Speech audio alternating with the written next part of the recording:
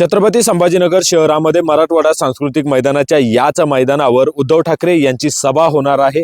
सायंकाळी 6 ते 7 वाजे दरम्यान या सभेला सुरुवात होईल। मात्र या सभेवरून संभाजीनगरचं राजकारण आपल्याला तापलेलं दिसतंय।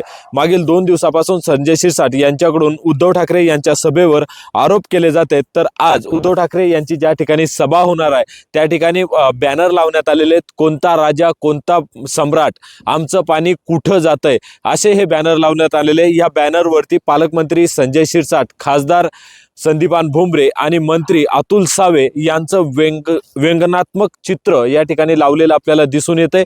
व्यंगचित्र या बॅनरवर आपल्याला पाहायला मिळतं। संपूर्ण सभे ठिकाणी असे बॅनर लावण्यात आलेले।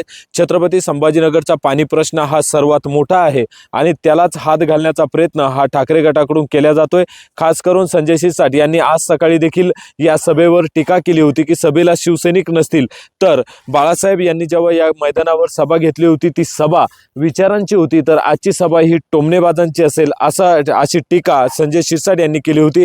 त्याला दानवे यांनी प्रत्युत्तर देखील दिलं। मात्र आता एकूणच या सभेवरून संभाजीनगरचं राजकारण तापलेलं आपल्याला पाहायला मिळतंय। अविनाश कानडे, न्यूज 18 लोकमत, छत्रपती संभाजीनगर।